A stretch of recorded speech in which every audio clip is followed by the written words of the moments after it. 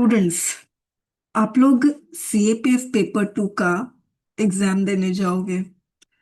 आप लोगों को क्वेश्चन का आंसर बुक मिलेगा, 48 पेजेस, 45 पेजेस के। ओके। अब आप लोग इस एम से जाते हो, इस ऑब्जेक्टिव से जाते हो कि मुझे अच्छा अच्छा कंटेंट देना है। ओके। पूरा पेपर कंप्लीट करना है। ये दो मेजर ऑब्जेक्टिव्स आपके होते हैं, पेपर कंप्लीट करना और अच्छा कंटेंट देना। मगर कभी भी आप लोग है ना, एग्जामिनर के बारे में नहीं सोचते हैं। कभी आप उसकी सेंसिटिविटी के बारे में नहीं सोचते हैं।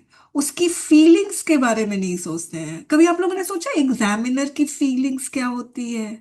कब आप लोग जब अभी आप लोग इस बैच में एनरोल हुए हैं, कभी आप लोगों ने सोचा टीचर की फीलिंग्स क्या होती है? मुझे कई स्टूडेंट्स ऐसी, मतलब बेकार सा लिख के दे देते हैं। ठीक है, आप देख रहे हैं,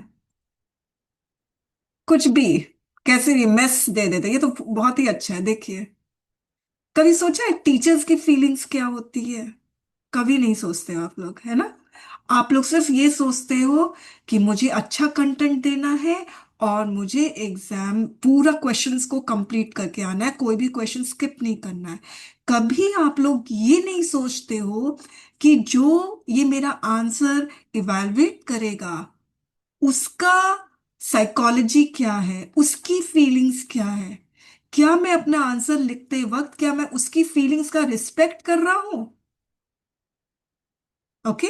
अगर आप लोग ऐसा सोचने लग गए और सीरियसली सोचने लग गए स्टूडेंट्स, तो आप लोग examiner examiner friendly answer script आप लोगों का होगा, अगर आप लोगों ने ये सोचा तो। ठीक है, examiner friendly answer script. Examiner friendly answer script का मतलब क्या होता है? ऐसा आंसर स्क्रिप्ट, मैं सिर्फ फिजिकल अपीयरेंस की बात कर रही हूँ, मैं अभी कंटेंट की बात नहीं कर रही हूँ, क्योंकि कंटेंट के बारे में तो आप लोग सोचते ही हो ना।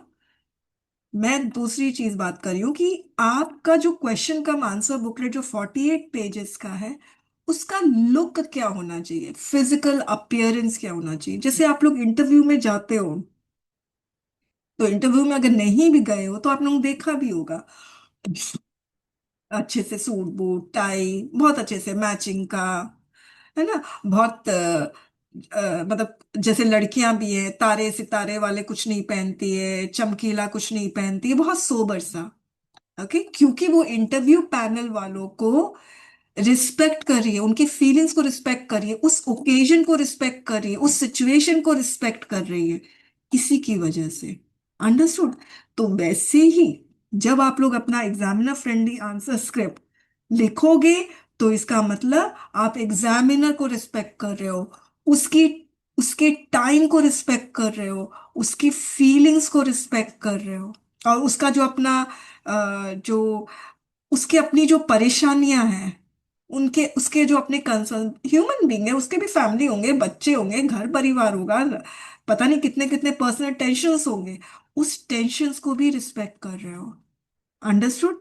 और जो मैं अभी बताने वाली हूँ ना स्टूडेंट्स, ये बहुत ज्यादा इंपॉर्टेंट है, जिसको हर स्टूडेंट्स निग्लेक्ट करते हैं, मोर देन 95% स्टूडेंट्स को निग्लेक्ट करते हैं। अगर आपका students examiner friendly answer script हुआ, तो पता है सबसे अच्छी बात क्या होगी? चाहे आपने खराब कंटेंट दिया हो, चाहे आपने अच्छा कंटेंट, कुछ भी हो, एग्जामिनर का काम आसान हो जाएगा। एग्जामिनर का काम क्या है? इवैल्यूएशन करना। अगर आपने एग्जामिनर का इवैल्यूएशन क्विक रखा, वो जल्दी जल्दी इवैल्यूएट कर लिया, इजी रखा, उसको परेशानी नहीं हुई, अरे ये क्या लिखा है, अरे वो क्या लिखा है, अरे ये वाला क्वेश्चन नंबर ही गलत दे दिया, अरे इसने तो यहाँ पर पता नहीं इसने आंसर कंप्लीट भी किए हैं कि नहीं किए, समझ ही नहीं आ रहा, कंफ्यूज हो रहा हूँ। क्योंकि अगर आपने आंसर कंप्लीट कर दिए हैं तो आप कुछ तो मार्क दोगे ना, ऐसे करके कुछ मार्क दोगे, और फिर नीचे अगर ब्लैंक पेज है तो उसको ऐसा से स्ट्राइक ऑफ करोगे, तो कंफ्यूजन हो रहा है। और अगर उसका इवैल्यूएशन स्मूथ रहा, अगर उसका इवैल्यूएशन एफर्टलेस रहा, तो स्टूडेंट समझ जाओ, आपने ना उसकी फीलिंग्स को रिस्पेक्ट की है, और वो पता है वो खुश हो जाएगा, और वो कहीं ना कहीं आपको 5 मार्क्स 4 मार्क्स ज्यादा तो देगा ही देगा। ये मेरे साथ होता है, मैं भी तो इंसान हूं ना। अब मेरे को इस तरह का मिलेगा तो मुझे तो गुस्सा आएगा। और लिटरली मुझे हेडेक हो रहा था। और ये पता है, ये पेड बैच का नहीं है, ये जो फ्री इनिशिएटिव है ना, जो ग्रुप में कॉम्पिटिटिव इंग्लिश विद रश्मि वाले ग्रुप में, फ्री इनिशिएटिव वाले में, देखो फ्री वालों का देखो क्या हालत है। और मैं उस फ्री वाले में मैं इवेलुएट कर रही हूँ, आप सोचो। मतलब मैं, मुझे ना 3 4 दिन लग गए। चलो यार, एक दिन एक पेज कर लो, दूसरा दिन दूसरे पेज कर लो, एक बार में इतना जहर खाऊंगी तो मर ही जाऊंगी मैं तो। राइट। तो आप लोग है ना, ऐसा काम मत करना। आप लोग है ना, बस ये सोचना कि नहीं, मुझे ऐसा अपना आंसर स्क्रिप्ट का लुक बनाना है कि जिससे एग्जामिनर खुश हो जाए कि हाँ, बंदे ने मुझे खुश कर दिया है। ठीक है, चलो मैं भी इसको खुश कर देता हूँ। अंडरस्टूड। अब उसके लिए हमें क्या करना पड़ेगा? सबसे पहला काम स्टूडेंट्स, आप लोगों को इंस्ट्रक्शंस फॉलो करना पड़ेगा, और जिसके बारे में हमने लास्ट क्लास में बात कर ली है। इंस्ट्रक्शंस फॉलो करना बहुत बहुत बहुत जरूरी है। अगर आपने इंस्ट्रक्शन फॉलो नहीं किया कहीं पे भी, एक तरह का ये ऑर्डर्स है, अगर इसको ऑर्डर्स को फ्लाउट किया, डिसओबे किया, आपको ये ऑफिसर नहीं बनने देगा। उसका जितना भी कोशिश यही रहेगा, अरे ये ऑफिसर क्या बनेगा, ये अपने सीनियर को ना के ऑर्डर्स को फॉलो नहीं करेगा तो फिर क्या है। इसलिए इंस्ट्रक्शंस को पढ़ो और उसको फॉलो करो। तो पहला जो इंस्ट्रक्शन जो हम लोगों ने लास्ट क्लास में पढ़ा था, उसको मैं रिपीट नहीं करूंगी। ये सारे जनरल इंस्ट्रक्शंस हैं स्टूडेंट्स। फिर आपके इंपॉर्टेंट इंस्ट्रक्शंस हैं, देख लो। फिर उसके बाद इसने डूज, यूपीएससी ने डूज एंड डोंट्स दिए, डोंट्स नहीं दिए, डूज दिए, उसको फॉलो करो। फिर स्टूडेंट्स आप आगे जाओगे, फिर क्वेश्चन पेपर स्पेसिफिक इंस्ट्रक्शंस है। फिर आप लोग आगे जाओगे तो आपको पता चलेगा कि भाई क्वेश्चन स्पेसिफिक इंस्ट्रक्शन है। फिर आप लोगों को क्वेश्चन पेपर में इंस्ट्रक्शंस मिलते हैं। ओके। आप लोगों को एडमिट कार्ड में इंस्ट्रक्शंस मिलते हैं। सारे इंस्ट्रक्शंस को पढ़ना है। अब रही बात एडमिट कार्ड के इंस्ट्रक्शंस की, तो एडमिट कार्ड का इंस्ट्रक्शंस यहाँ पर है, ये 2025 का एडमिट कार्ड है। तो इसका इंस्ट्रक्शन मैं एक बार आप लोगों को बता दूं क्या है, ताकि आप लोगों को कोई चीज नया ना लगे। ओके। तो सबसे पहले आप लोग ई एडमिट कार्ड निकालोगे। ओके, जो आप लोगों को मेल के थ्रू मिलेगा, उसमें आप लोग निकाल देना। उसके बाद उसका प्रिंट आउट निकालना है वो। और प्रिंट आउट तो निकालोगे, मगर कलर प्रिंट आउट निकालना। और आपको क्या क्या लेकर जाना है एग्जामिनेशन हॉल में? आपको ओरिजिनल फोटो आईडी कार्ड लेकर जाना है। ओके, यानी आधार कार्ड।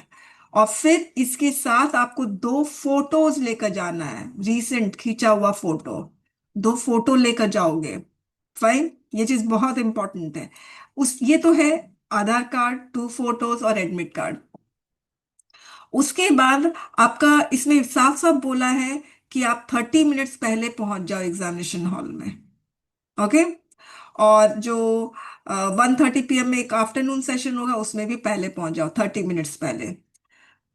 फिर उसके बाद देखो क्या इंस्ट्रक्शन दे रहा है यूपीएससी वाला, कितना आपकी फीलिंग्स का रिस्पेक्ट करता है, कितना आपके बारे में सोचता है। देखो लिखा है कि या ना आप है ना एग्जामिनेशन हॉल में ना एक दिन पहले ही विजिट कर लो, ताकि आप फेमिलराइज हो जाओ एडवांस में। क्या इटिनरी, मतलब कैसे, कौन सी बस जाती है, ऑटो वाला कितना लेगा, कोई मेट्रो जाती है कि नहीं, ताकि लास्ट मिनट हैसल ना हो। कमीशन यूपीएससी देखो कितना आपको, आपका केयर कर रहा है। आप कितना केयर करते हो एग्जामिनर का, वो दिख जाएगा। Okay, fine. और फिर उसके बाद जो वेन्यू में बोला गया उसी वेन्यू में आना है, ये तो आप लोगों को पता ही है। अब यहां पर क्या लिखा हुआ है?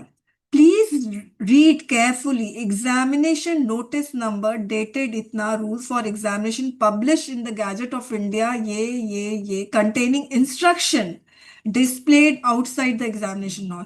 यानी एग्जामिनेशन हॉल के बाहर भी इंस्ट्रक्शंस है, आपको उसको भी फॉलो करना है। मतलब पूरा इंस्ट्रक्शंस का ट्रैप्स है स्टूडेंट्स। उस ट्रैप्स में मत फंसना। कैसे फंसोगे? अगर आप फॉलो नहीं करोगे तो फंस जाओगे। और एग्जामिनर को तो यही बस देख कहाँ पे इसका पिटफॉल्स है, कहाँ इसने गलती की है। कंटेंट की बात नहीं कर रही हूं, ऐसे ही बस वहां पे गए आपके मार्क्स। ओके। और उसके बाद साफ लिखा है, maintain decorum, strictly comply with all rules and instruction. देखो एडमिट कार्ड में भी यही लिखा है, मतलब बार बार आपको ठोक बजा के बोला जा रहा है भाई इंस्ट्रक्शंस को फॉलो कर लो। अब उसके बाद लिखा है कि पोजेशन या यूज ऑफ मोबाइल फोन्स या इलेक्ट्रॉनिक कम्युनिकेशन डिवाइस या स्मार्टफोन्स होता है, या mobile phone normal smart watches होते हैं, ठीक है, वो सब कुछ भी नहीं लेकर आना है आपको। ई एडमिट कार्ड है, पेपर है, इरेजर है, आप ये सब लेकर आ सकते हो। Violation of any instruction shall entail disciplinary action which may include cancellation of candidature of candidate, filing, ये सब है, ठीक है, वो सब तो आप काम करोगे नहीं, मगर एक जो छोटे छोटे इंस्ट्रक्शन है कम से कम उसको तो फॉलो करो, ये तो फॉलो करोगे ही। अच्छा, अब उसके बाद है नेक्स्ट, आप जो रिस्ट वॉच पहन के जाओगे वो एनालॉग वॉच होना चाहिए, ऐसा जो स्मार्ट वॉचेस आजकल आ गए हैं वो सब नहीं होना चाहिए। और उसके बाद ये सब लिख लिया। There will be penalty, negative marking for wrong answers marked by a candidate in the objective type paper of the examination। इसका मतलब पेपर टू में नेगेटिव मार्किंग नहीं है। और इसके पहले मैं आपको बता दूं, 2024 का अगर आप एडमिट कार्ड देखो, 2023 का एडमिट कार्ड देखो, तो सीधे वो लोगों ने लिखा था इन paper one and paper to. तो स्टूडेंट्स को कंफ्यूजन होता था कि मैम पेपर टू में भी नेगेटिव मार्किंग है। नहीं, पेपर टू में कभी नेगेटिव मार्किंग नहीं थी, जब ये लिखता भी था ना तब भी नेगेटिव मार्किंग नहीं थी। तो यूपीएससी को अपना मिस्टेक पता चला, उन्होंने उसको करेक्ट कर दिया है। अब उसके बाद लिखा है answers other than those made by black ball point pen would not be evaluated. तो ये स्टूडेंट्स सिर्फ पेपर वन के लिए है।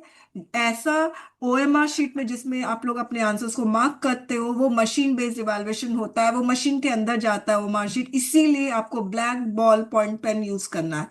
दूसरा, स्कैनेबल अटेंडेंस लिस्ट, इसको भी आपको फिल करना है ब्लैक बॉल पॉइंट पेन से। अंडरस्टूड। इसके अलावा पेपर टू के लिए black ball point pen mandatory नहीं है, आप कोई भी पेन यूज करो मगर ब्लू या ब्लैक होना चाहिए। जेल, पायलट, एनी पेन जो आपके लिए कन्वीनियंट हो, जिसमें आपकी राइटिंग सही सही हो। ओके, आपका अपना कोई फेवरेट पेन चुन लो और उसी के तरफ आप लॉयल रहो। अब, candidates are not allowed to enter examination premises with valuables, costly item, mobile phones, smart digital wallet, other IT gadgets, books, bags, कुछ नहीं। Candidates advised not to bring banned items such as venue supervisor will not make any arrangement for keeping these items at the venue. In case a candidate brings such banned item, he or she will make his or her for keeping them। अब देख लो साफ साफ क्या लिखा है। आप लोग, एक तो कॉमन हो गया है मोबाइल, अब आजकल है ना अब्सोल्यूट नेसेसिटी बन गई, तो आप लोग अगर लेकर आओगे ना तो आपको खुद ही अपना अरेंजमेंट करना पड़ेगा। हालांकि कोई कोई एग्जामिनेशन हॉल ऐसा होता है जो लोग अपना मोबाइल फोन डिपॉजिट करते हैं, मगर साथ में ये भी कहते हैं कि अगर गुम हो गया तो हमारी जिम्मेदारी नहीं है। ये चीज याद रखना। और मेरे सामने जब मैं स्टूडेंट थी, मेरे सामने घटना घटी है। मोबाइल फोन उस समय, जब मैं स्टूडेंट थी तो उस समय कीपैड फोन चलता था, स्मार्टफोन्स आया नहीं था। तो वो कीपैड फोन गायब हो गया, और उस समय कीपैड फोन बहुत महंगा आता था, आई टेल यू। ठीक है, ऐसा नहीं है 1,500-2,000 का आ रहा है, नहीं, उस समय महंगा होता था। तो वो फोन गायब हो गया। अरे अगर 1,000 का भी आ रहा है तो गायब हो गया है ना भाई, उसमें कॉन्टैक्ट से अपने। फाइन।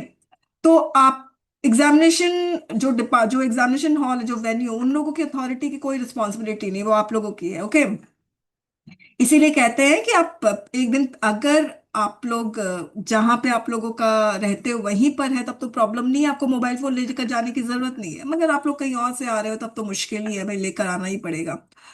फाइन। अब देखिए क्या लिखा हुआ है।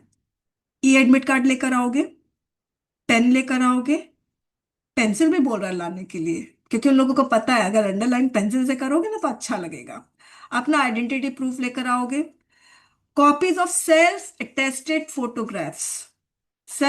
फोटोग्राफ्स लेकर आओगे। ओके, अगर बाई चांस एडमिट कार्ड में फोटो सही सही नहीं आया है तो आना चाहिए। फाइन। और इसके अलावा भी मैं स्टूडेंट्स को बोलती हूँ लाने के लिए, वो मैं आप लोगों को बताऊंगी क्या क्या लाना आपको अपने एक वेन्यू में लेकर जाना चाहिए। अच्छा, अगर कैंडिडेट का क्लियर फोटोग्राफ नहीं है तो इसीलिए 2 पासपोर्ट साइज फोटो, आईडी लेकर जाना चाहिए। One for each session, understood, 2 session होगा, पेपर वन और पेपर टू का। फिर लिखा है candidate should note that any omission, mistake, discrepancy, अगर ओएमआर शीट में कुछ भी मिस्टेक होता है रोल नंबर का, ये सब, तो फिर आपका रिजेक्शन हो जाएगा आंसर शीट। तो आप लोगों को बहुत केयरफुली फिल करना है। जितना आंसर्स केयरफुली आप लोग लिखते हैं ना, उससे ज्यादा केयरफुली आप लोगों को ये ओमार शीट को भरना है। If you have change your name, मेरे साथ हुआ था, मैं नेट का एग्जाम दे रही थी, तो ओएमआर शीट फिल करना रहता था। तो मैंने मुझे जहां तक याद आ रहा है, मैंने रोल नंबर गलत लिख दिया था। तो फिर मेरे बगल में जो एक कैंडिडेट था, उसने मुझे वो दिया, क्या बोलते हैं, कंपास होता है ना, कंपास का जो नीडल होता है, बोलते हैं उससे थोड़ा सा आप स्क्रैच करोगे तो वो निकल जाएगा। मैंने कर लिया, और हालांकि मेरा वो एग्जाम क्लियर नहीं हुआ, मगर मैं बता रही हूँ, मगर मैं पैनिक हो गई। एक होता है ना, आप अगर काम एंड कंपोज रहो तो आप अच्छे से आंसर लिख पाओगे। मैं तो पहले ही पैनिक हो गई, मतलब बिगनिंग इटसेल्फ, मैं क्या आंसर लिखूंगी बताइए। एनीवेज, फिर उसके बाद,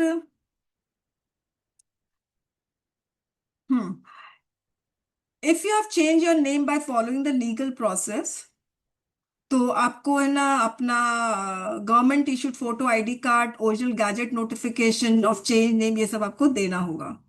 Okay, required to submit an undertaking at the time of the examination. Candidates may note that all entries in OMAR sheet, objective type paper, paper one लिखा है, scannable attendance list, SAL, okay? For both paper one paper two, साफ साफ लिख दिया यहाँ पर। तो उसने एकदम क्लैरिफाई कर दिया है कि paper one and paper two का scannable attendance list, objective type paper, paper one OMR sheet, उसको ब्लैक बॉल पॉइंट पेन से फिल करना है। पेपर टू का जब आप आंसर्स लिखते हो, उसमें कोई मैंडेटरी नहीं है ब्लैक बॉल पॉइंट पेन का। पेपर टू का मीडियम ऑफ ऐसे हिंदी और इंग्लिश है, तो जो आपने एडमिट कार्ड में लिखा है वही होगा। तो आप अगर आप देखोगे एडमिट कार्ड में, तो आपको पता चल जाएगा। अब देखिए, carry water in the transparent bottle. और मैं आपको यही सजेस्ट करूंगी कि आप लोग प्लीज, अगस्त नहीं, जुलाई का टाइम रहेगा, बहुत गर्मी रहेगी स्टूडेंट्स, अपना बॉटल खुद कैरी करो। सबसे पहली चीज है, जो मेरा पर्सनल एक्सपीरियंस है और जो स्टूडेंट्स भी अपना एक्सपीरियंस बताते हैं, वो मैं बता दूं। अगर आप बॉटल कैरी नहीं करते हो, तो आप लोग डिपेंडेंट रहोगे, इंजुलेटर पे डिपेंडेंट रहोगे, वहां पे जो पियोन है उस पे डिपेंडेंट रहोगे, वो पानी लेकर आए। अब पानी भी लेकर आएगा, तो एग्जामिनेशन हॉल में 50 लोग या 25 लोग बैठे होंगे, तो किसको किसको पानी दे रहा है, और आपका गला सूख रहा है, आप इधर देख रहे हो उधर देख रहे हो, आपका दिमाग नहीं काम कर रहा है, because you need water. Okay. अब दूसरा, पानी कैसा होगा हमें नहीं पता भाई, अंडरस्टूड। अपना बॉटल कैरी करो, और सोशल सर्विस मत करना। अपना बॉटल है, आपने पानी पियो, किसी और को प्यास लग रही है तो प्लीज, अभी आप एग्जाम देने आए हो, सोशल सर्विस नहीं करने आए हो। Try to be selfish, seriously बता रही हूँ, ट्राई टू बी सेल्फिश इस समय, क्योंकि ये आप लोगों के करियर की बात है। पता चला बॉटल दिया पानी पीने के लिए, उसने सारा ही बॉटल खत्म कर दिया, और आप क्या करोगे, बूंद बूंद के लिए तरस जाओगे। ठीक है ना, तो सोशल सर्विस करने की जरूरत नहीं है। और कोई बेवरेजेस, कोल्ड ड्रिंक हो, कुछ हो, कुछ खाने पीने का, वो सब नहीं लेकर आ सकते। पानी लेकर आ सकते हो, मगर ट्रांसपेरेंट बॉटल में। अंडरस्टूड। और इनफैक्ट, अगर जैसे लड़कियां कैरी करती है, लड़कों को भी कैरी करना चाहिए पेंसिल बॉक्स। आजकल ट्रांसपेरेंट पाउच आता है, उसमें अपना फोटो, आईडी कार्ड, ताकि वो गुम ना हो स्टूडेंट्स। तो वो ट्रांसपेरेंट पाउच आता है, उसमें अपना सारा रख दो। ओके। आप लोगों को, अगर वैसे तो 48 पेजेस के आते हैं, मगर ओएमआर शीट फिल करते हैं ना स्टूडेंट्स, तो अब प्रॉब्लम क्या होती है मैं आपको बताती हूँ। ये आप लोगों का डेस्क होता है। अब ये डेस्क कैसा है पता नहीं, अगर वुडन का है तो इधर छेद उधर छेद। अब कभी कभी ये डेस्क हिलता भी है। बहुत सारी प्रॉब्लम है स्टूडेंट्स, वो आपका खुद का नहीं है, वो घर के आराम से बैठो, वो कैसा एग्जामिनेशन हॉल मिलेगा, कैसा डेस्क मिलेगा, कैसा चेयर मिलेगा, कुछ नहीं पता है। कहीं कहीं तो ऐसे कील निकली हुई रहती है, आयरन कील। ओके, कपड़े फट जाते हैं भाई, उंगलियां में वो हो जाते हैं, खून निकल आता है। ओके, तो कुछ पता नहीं है, मत सोचो एकदम रोजी पिक्चर तो नहीं होता ना एग्जामिनेशन हॉल का।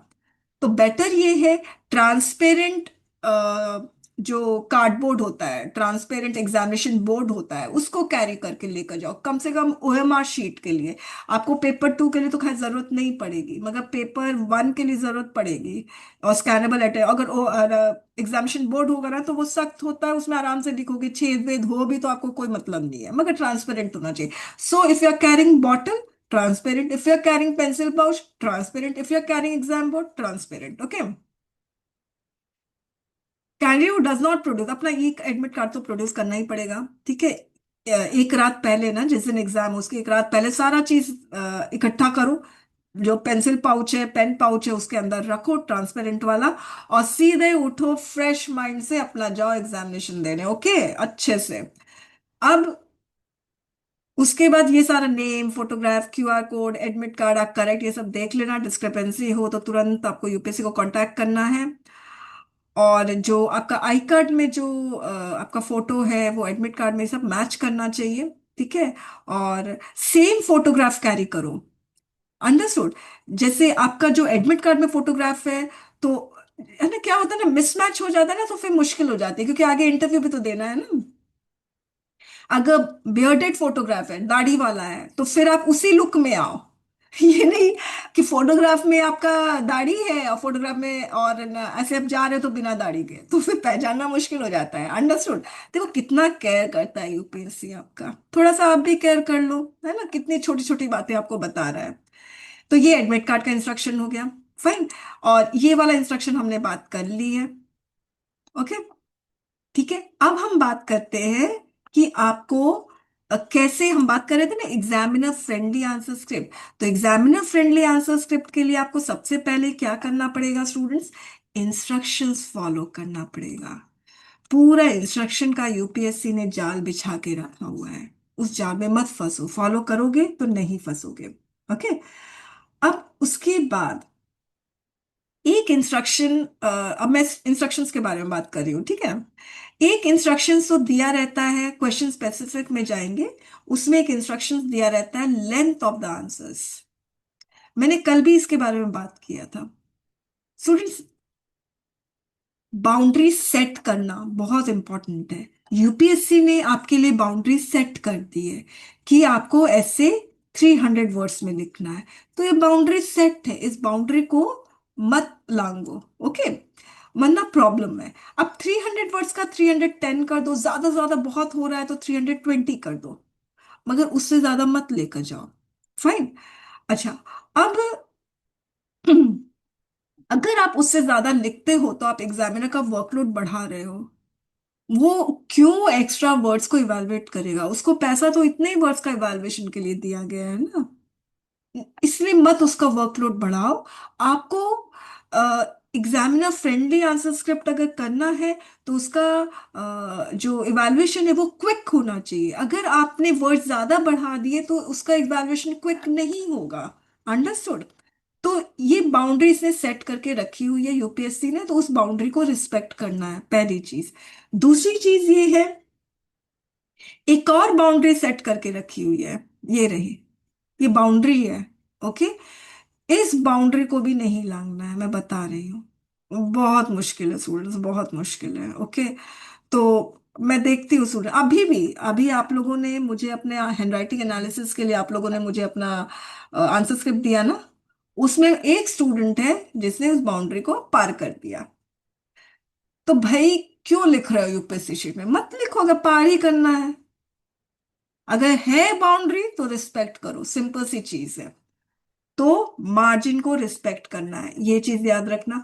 अब क्या होता है ना कहीं साइकोलॉजिकली एग्जामिनर पर इम्पैक्ट जरूर पड़ता है। देखो बच्चे ने ना बाउंड्री के बाहर कहीं पर भी नहीं लिखा है, इसका मतलब है इसने इंस्ट्रक्शंस फॉलो किया है।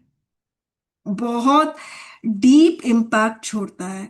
अगर कोई स्टूडेंट, आई टेल यू, कोई स्टूडेंट मुझे बहुत अच्छे से लिख के देता है, अच्छे से फोटो खींच के देता है, अच्छे से अपना नाम लिखता है, तो पता है कहीं ना कहीं एक सॉफ्ट कॉर्नर डेवलप हो जाता है उस स्टूडेंट के लिए। फर्स्ट टाइम में भी ऐसा नहीं है, फर्स्ट टाइम में भी, देखिए, ह्यूमन बीइंग है ना, तो कनेक्शन तो स्टैब्लिश होगा ना, अंडरस्टूड। तो ये चीज इंपॉर्टेंट है। अब नेक्स्ट, यूपीएससी हमेशा आपको स्पेस ज्यादा देगा। अब देखो, ये है, ये क्वेश्चन है, आपको आप आंसर्स यहां पर लिखोगे। तो जब 300 वर्ड्स हम बोलते हैं स्टूडेंट्स, तो स्टूडेंट्स के साथ क्या प्रॉब्लम होती है, मैम हम एग्जाम में कैसे काउंट करें 300 वर्ड्स? तो मत करना काउंट। अभी आप लोग प्रैक्टिस कर रहे हो ना लिखने की, तो आप लोग देखो और यूपीएससी शीट में लिखो। इनफैक्ट मैं तो ये कहती हूँ ये वाला शीट का प्रिंट आउट निकाल लो, ये तो यूपीएससी का ही शीट है ना, इसका प्रिंट आउट निकाल लो। ओके। और देखो कि आपका 300 वर्ड्स में कितने पेजेस लगते हैं। किसी की राइटिंग छोटी होती है, किसी की राइटिंग बड़ी होती है। कोई हिंदी में लिखता है तो ज्यादा बड़ा बड़ा लिखता है, कोई वही सेम स्टूडेंट इंग्लिश में लिखेगा थोड़ा छोटा अक्षर होता है, तो वो डिपेंड करता है। फाइन।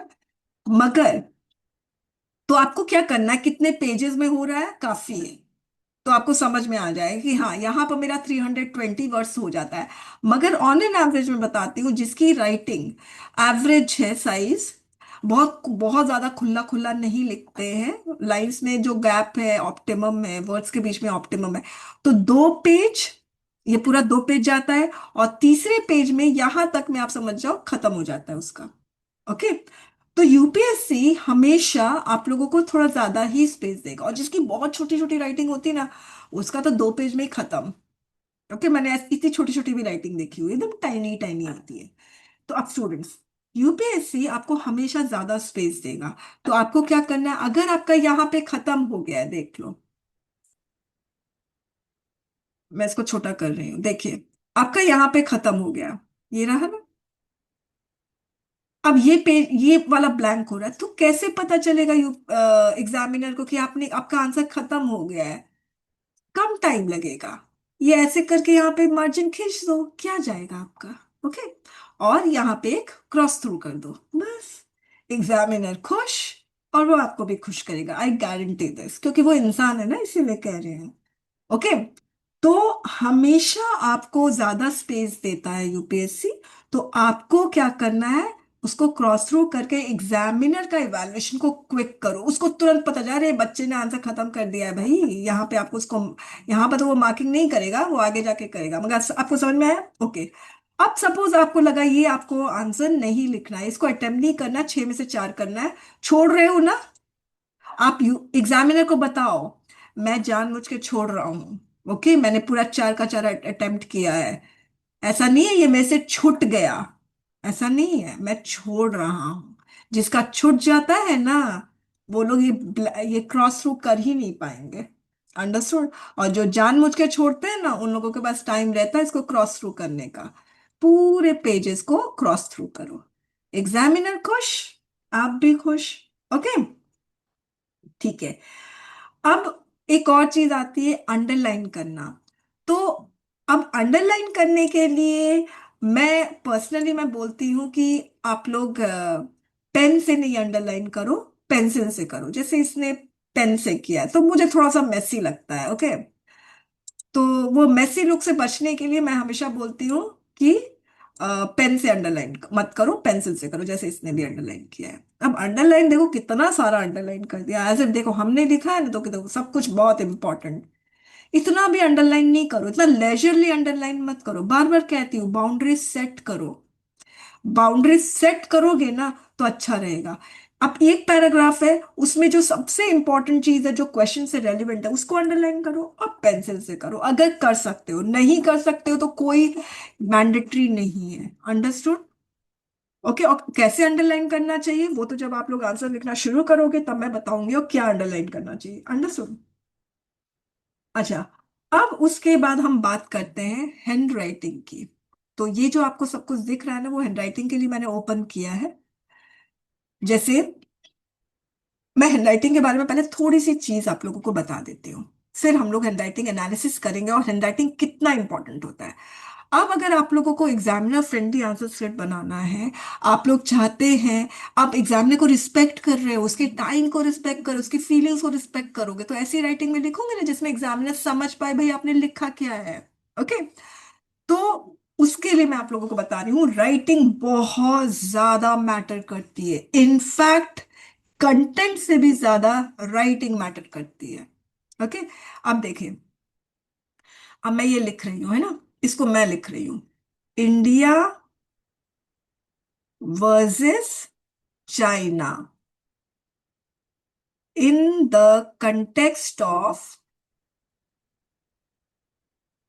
इमर्जिंग, बस मैं यहीं तक लिखूंगी भाई। ओके। अब देखिए, लेटर को देखो, ये है, ऐसे इसको करो, ये अपर जोन होता है, ये लेटर का अपर जोन। ओके, ये जो पार्ट है ना, इसको कहते हैं मिडिल जोन। तो ये पूरा मिडिल जोन में आ गया। ओके, ये गया आपका, ये सी का ऊपर वाला भाग ये अपर जोन में आ गया, और ये एच का ये अपर जोन में आ गया, ये आपका मिडिल जोन में आ गया। फाइन। अब देखो, ये वाला अपर जोन, ये अपर जोन, ये मिडिल जोन। फाइन।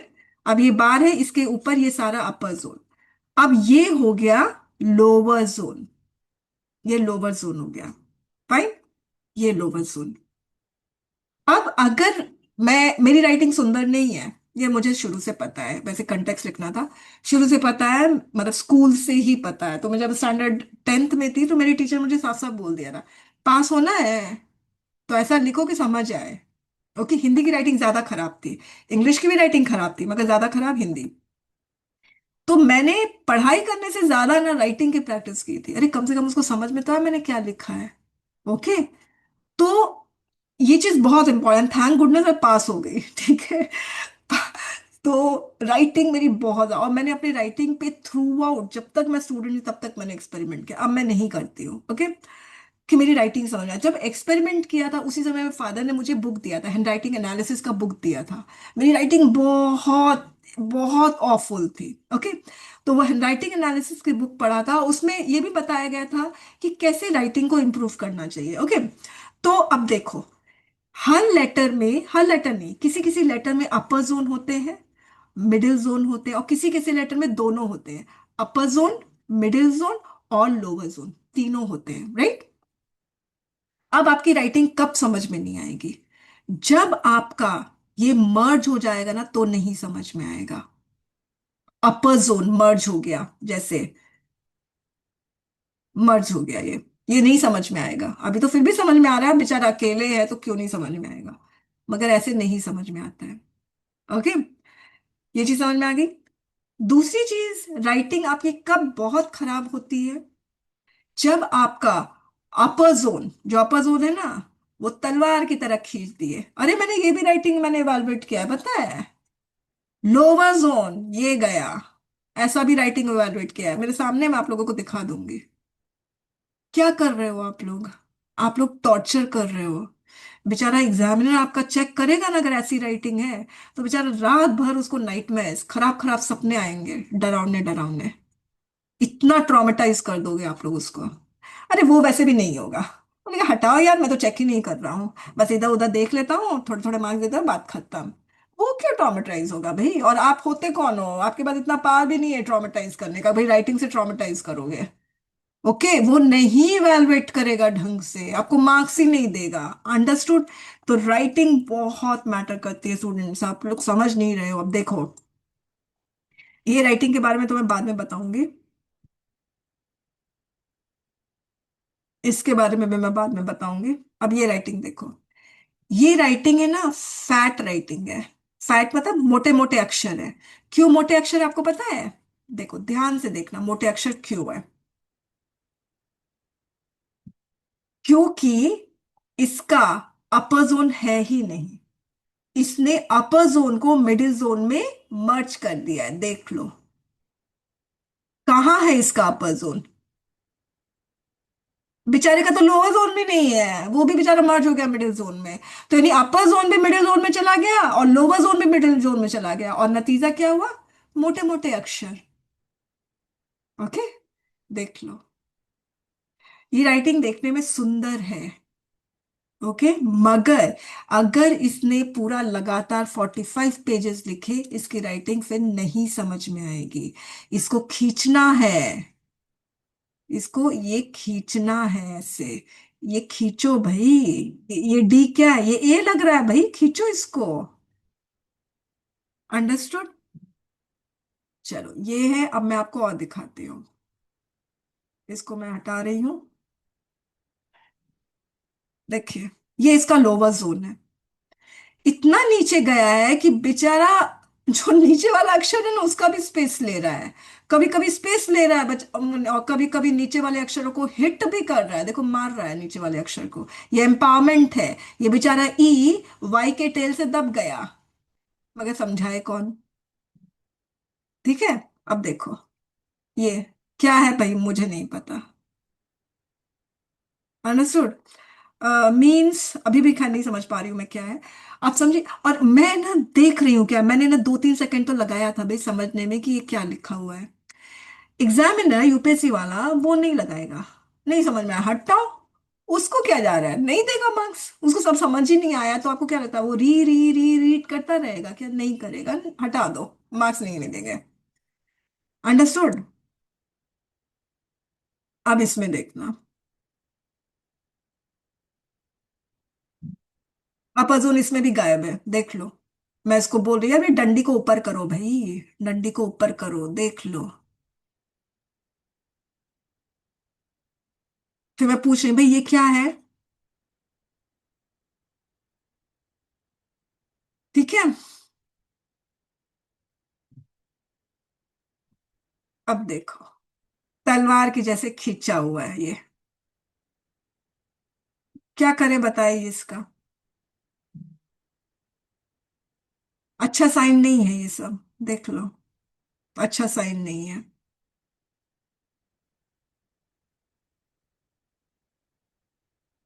ठीक है। ये भी वही है, लॉन्ग अपर जोन। अब देखो ये वाला वर्ड, ये कौन सा वर्ड है? तो उसने पता नहीं क्या बताया था, अभी तो मुझे खैर ए लग रहा है। तो प्रॉब्लम, ये समझ में नहीं आ रहा क्या है। तो एक तो सबसे बड़ी प्रॉब्लम क्या होती है स्टूडेंट्स? पहली प्रॉब्लम कि अपर जोन, लोअर जोन और मिडिल जोन, अगर ये तीनों डिस्टिंक्ट है, ये तीनों अच्छे से नजर आ रहा है ना स्टूडेंट्स, तो आपकी राइटिंग अगली भी क्यों ना हो, मगर आपकी राइटिंग समझ में आएगी। जैसे मेरी राइटिंग है, अगली है मगर समझ में आती है, और फुल है, समझ में तो आ रही है ना कम से कम क्या लिखा है मैंने। अंडरस्टूड। तो पहला काम आपको ये करना है कि आपको खुद, वैसे तो मैं एनालाइज किया है मैंने, आपको खुद भी एनालाइज करना है, अरे मेरा ये जो लेटर्स का अपर जोन, मिडिल जोन और लोअर जोन वो ढंग से है ना, और डिसप्रपोर्शनेटली खींचा तो हुआ नहीं है ना। अरे लोअर जोन एकदम आगे निकल गया, अपर जोन एकदम आगे निकल गया, मिडिल जोन मोटा सा हो गया, वो सब भी देखना पड़ेगा कि प्रपोर्शनेट भी थोड़ा होना चाहिए। अंडरस्टूड। अब देखो इसका भी देख लो, सब कुछ मर्ज्ड है। देखो सब कुछ मर्ज्ड है बेटा, देखो कितना छोटा सा टाइनी सा टेल दिया है एकदम कंजूसी से। ओके। ये क्या लिखा है? ऑयल लिखा, आपको पता है ये ऑयल है। देखो ऑयल इसने कैसे लिखा है ये। अब मैं नेक्स्ट में आ रही हूं, लेटर्स। ओके। आपको जोन समझ में आ गया, मैं लेटर्स के बारे में आ रही हूँ। आपको देखना है कि आपका कौन सा लेटर्स रीडेबल नहीं है, समझ ही नहीं आ रहा वो लेटर लिखा है, जैसे कि इसने लिखा है ये ऑयल है। अरे ओ का मुंह बंद करो, ओ का मुंह बंद नहीं करोगे तो ये बेचारा यू दिखेगा। ओके। तो ये चीज आपको भी देखना है कि लेटर्स, किसका किसका लेटर जो है वो खराब है, तो मैंने ये पिन पॉइंट किया हुआ है आप लोगों के हैंड राइटिंग में, जो मैं आप लोगों को शो करूंगी। अंडरस्टूड। अब नेक्स्ट जो आता है वो है स्पेसिंग। तो पहला है जोन राइटिंग में, दूसरा है लेटर्स। आपको देखना है कि कौन से जो लेटर्स है, तो मैं एक बार आप लोगों को दिखा देती हूँ लेटर्स का।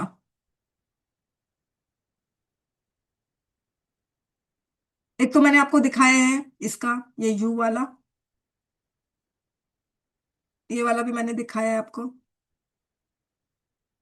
देखो ये इसने क्या लिखा है, एस एफ आर आई ई डी, फ्राइड, पता नहीं। ओके। अंडरस्टूड। लेटर्स की प्रॉब्लम, जोन की प्रॉब्लम, सारी प्रॉब्लम। ओके। अब हम आते हैं, देखो इसका भी पूरा अपर जोन, देखो को एग्जिस्टेंस लिखा है ना, देखो पूरा मर्ज हो गया है, पूरा मर्ज। अपर जोन दिख ही नहीं रहा है। लोअर जोन ठीक है, लोअर जोन ठीक है। अब देखो इसने प्ले लिखा है, ये तो बहुत मेरी फीलिंग्स को रिस्पेक्ट करके अच्छे से लिखा है इस बेचारे बंदे ने। मगर जब ये पूरा लिखता जाएगा, रनिंग में लिखता जाएगा 3 घंटे तक, इसकी राइटिंग नहीं समझ में आएगी। अब मैं नेक्स्ट में आ रही हूँ स्टूडेंट्स, जोन लेटर। अब मैं आ रही हूँ स्लैंट। स्लैंट क्या होता है? एक राइटिंग ऐसी होती है, एकदम स्ट्रेट, जो देखने को नहीं मिलती है, देखने को नहीं मिलती है। ओके। एक राइटिंग ऐसे होती है जो आप लोगों के बैच में एक है स्टूडेंट, उसकी है ये वाली राइटिंग। ओके। और एक राइटिंग ऐसी होती है जो इस तरह से स्लैंट होती है। मेरी राइटिंग ज्यादातर ऐसी है। ओके। राइट वर्ड स्लैंट होती है। मगर किसी किसी की राइटिंग ऐसे होती है। देख रहे हो? मतलब हर जगह स्लैंट कर रही है, लेफ्ट राइट टॉप, स्ट्रेट भी है। ओके। अब स्टूडेंट्स देखिए, स्ट्रेट राइटिंग सही है, पढ़ने को आएगी समझ में। ये राइटिंग भी सही है, राइट वर्ड स्लैंटिंग। अगर लेफ्ट वर्ड स्लैंटिंग है तो मैं ये नहीं कहूंगी कि ऐसी राइटिंग पढ़ने को नहीं आती है। अगर जोन सही है, लेटर्स सही है, तो पढ़ने को क्यों नहीं आएंगे, बिल्कुल पढ़ सकते हैं। मगर लेफ्ट वर्ड स्लैंटिंग को बुरा माना जाता है, लेफ्ट को बुरा माना जाता है ना, तो इसीलिए इसको हम अनएक्सेप्टेबल बोलते हैं। अगर आप कोई हैंडराइटिंग एनालिस्ट के पास जाएंगे ना, तो वो लोग यही बोलेंगे कि left word slanting not good. Okay. Keep the writing इधर, राइट वर्ड स्लैंटिंग और make it straight. Left word slanting not good. Okay. मगर यदि कर सकते हो तो मैं बता दूं, इसका तरीका है राइट वर्ड स्लैंटिंग करने का। वो ये है कि आप जब जो पेजेस है ना, अगर आप उस पेजेस को स्ट्रेट लिखोगे, तो वो आपका, जैसे आपकी नेचुरल इंक्लिनेशन है राइटिंग को स्लैंट करने का, तो वो नेचुरल इंक्लिनेशन में ही जाएगा। मगर पेजेस को टेढ़ा कर दोगे, ऐसे टेढ़ा करोगे या ऐसे टेढ़ा करोगे, आपकी मर्जी, वो आप देख लेना, तो आपकी राइटिंग राइट वर्ड स्लैंट हो जाएगी। तो ये मैंने एक्सपेरिमेंट अपने में किया था, मेरा लेफ्ट वर्ड स्लैंट था। ठीक है। जब मैं कॉलेज में आई तो हम लोगों को 15-15 पेजेस के आंसर्स लिख, एक आंसर 15 पेजेस के। ओके। वही प्रॉब्लम फिर से, भाई समझ ही नहीं आएगा तो एक मार्क्स कैसे मिलेंगे? ठीक है। तो मैंने बहुत एक्सपेरिमेंट किया था अपनी राइटिंग पे कि भाई बस मैं कंटेंट दे दूंगी मगर समझ में तो आ जाए। ओके। ये प्रॉब्लम, गॉट इट। तो अब कोई कोई राइटिंग है ना शेकी होती है, जैसे मैं आपको बताऊं, ये राइटिंग देखो, ये शेकी नहीं है मगर ये हर डायरेक्शन में जा रही है, हर डायरेक्शन। मगर फिर भी मैं कहूँ तो प्रॉब्लम नहीं है, स्लैंटिंग का रीडेबिलिटी से कोई कनेक्शन नहीं है। ओके। आप यहां पे ऐसे स्लैंड करो, ऐसे करो, स्ट्रेट लिखो, रीडेबिलिटी से इसका कोई कनेक्शन नहीं है, वो समझ में आएगा, फाइन। मगर मैं एक्सेप्टेबिलिटी की बात कर रही हूँ।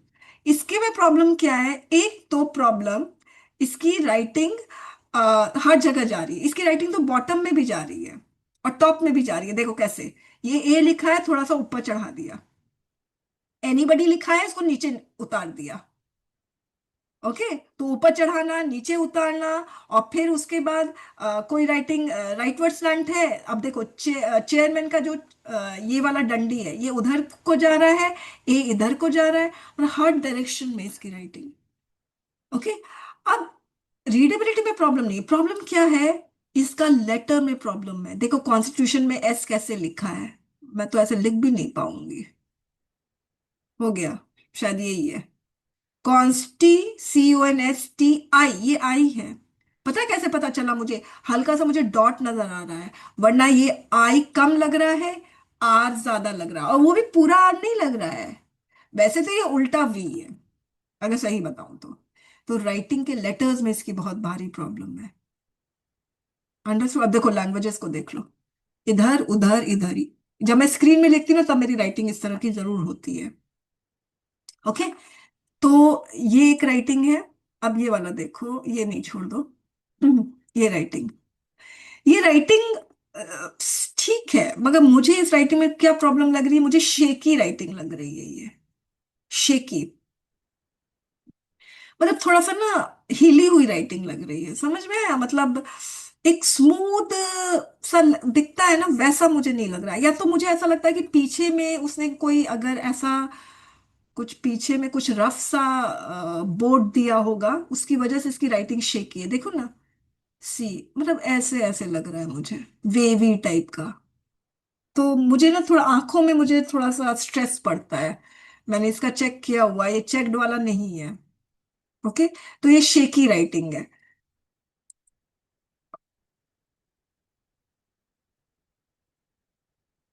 अब इसकी राइटिंग देखो, कहाँ स्लैंट है, राइटवर्ड स्लैंट है, तो कोई प्रॉब्लम नहीं है। लेफ्ट में भी प्रॉब्लम नहीं है, रीडेबिलिटी में कोई प्रॉब्लम नहीं है। इसकी राइटिंग ज्यादातर स्ट्रेट है, ज्यादातर अगर आप देखोगे तो स्ट्रेट है, मगर इसकी प्रॉब्लम क्या है, इसके लेटर्स में प्रॉब्लम है, इसके जोन में प्रॉब्लम है। वरना इसकी राइटिंग सही है, जोन में प्रॉब्लम है, जोन ठीक कर लेगा तो सारा सही। इसका तो भगवान भरोसे है। ओके,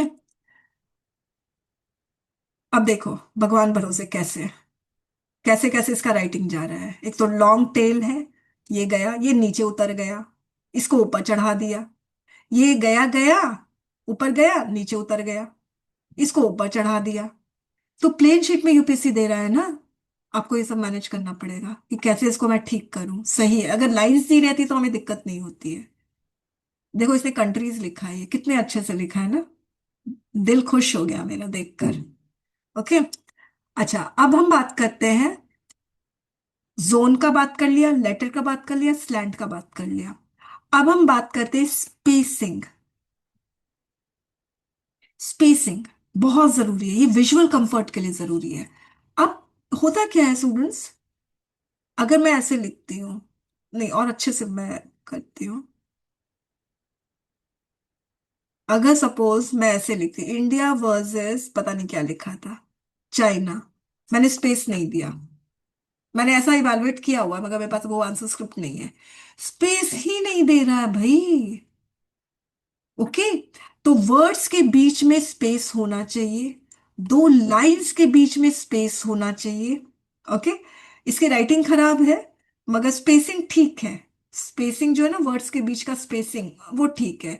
लाइंस के बीच के स्पेसिंग को थोड़ा बढ़ा दे तो कोई दिक्कत नहीं होगी वैसे। ओके, थोड़ा सा बढ़ा दो लाइंस के बीच के स्पेसिंग। इसके लाइंस के बीच की स्पेसिंग भी सही है, वर्ड्स के बीच की भी स्पेसिंग सही है। इसका अच्छा है, वर्ड्स के बीच का स्पेसिंग और लाइंस के बीच का स्पेसिंग बहुत अच्छा है, एकदम ऑप्टिमम है। मगर प्रॉब्लम क्या है, तलवार है पूरे, पूरे इसके आंसर स्क्रिप्ट में तलवार है, जो हम हमारा गला काट रहा है एग्जामिनर का। अब इसका भी ठीक है। ओके, टाइनी टाइनी राइटिंग है, स्पेसिंग अच्छा है, वर्ड्स के बीच में स्पेसिंग, दो लाइंस के बीच में स्पेसिंग, इसका भी सही है। इसका तो खैर जोन का ही प्रॉब्लम है, इसका तो भगवान ही भरोसे है। Fine, okay. अब हम आते हैं नेक्स्ट, स्पेसिंग की बात कर लिए,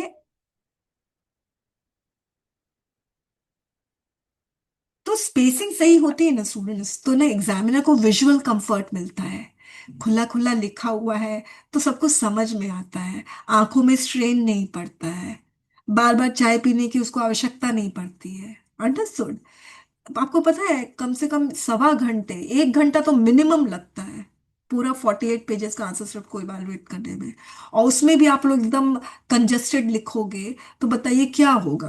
तो थोड़ा तो रिस्पेक्ट कर लो भाई एग्जामिनर को। अब नेक्स्ट में हम बात करते हैं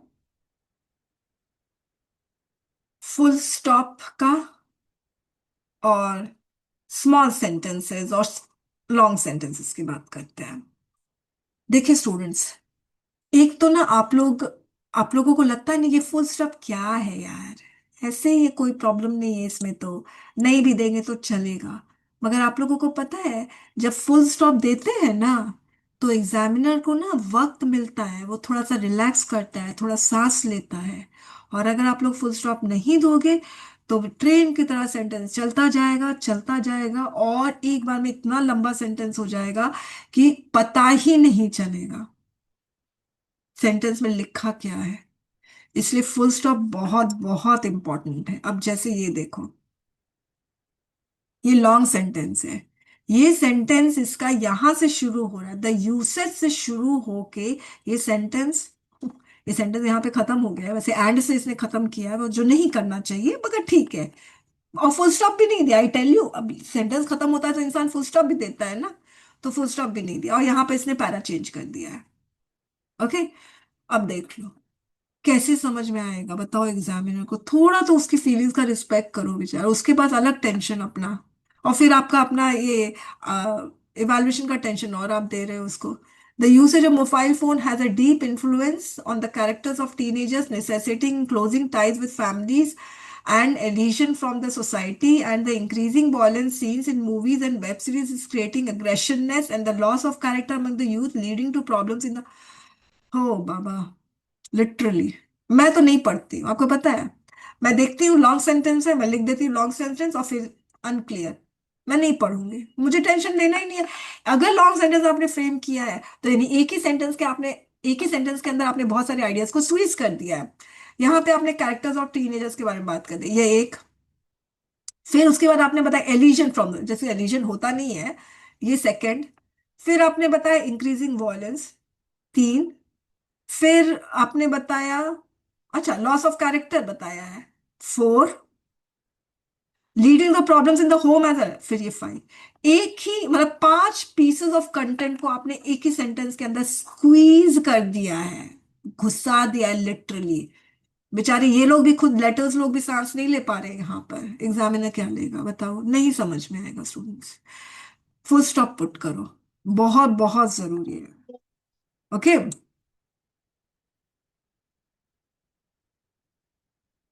फाइन। अब नेक्स्ट में हम आते हैं फुल स्टॉप। वैसे आप लोगों को मैं बताती रहूंगी कहाँ पे फुल स्टॉप देना है अगर आप लोग नहीं दे पा रहे हो। कैपिटल लेटर की मिस्टेक, अरे यार ये बहुत भारी मिस्टेक है। ठीक है, इसमें आप लोग के बैच में भी एक स्टूडेंट है जिसने कैपिटल लेटर की मिस्टेक की हुई है, और अच्छा खासा की हुई है। और स्टूडेंट्स को लगता है ना कि ठीक है यार, अब पी को ऐसे लिखो, ऐसे लिखो, बात तो एक ही है। एफ को ऐसे लिखो, ऐसे लिखो, बात तो एक है तो एफ ही ना। ये प्रॉब्लम है, मगर ये बहुत भारी प्रॉब्लम है स्टूडेंट्स। इतनी बड़ी प्रॉब्लम है कि स्टूडेंट्स अपने देश को भी नहीं छोड़ते हैं। इंडिया, आई को स्मॉल लिख देते हैं।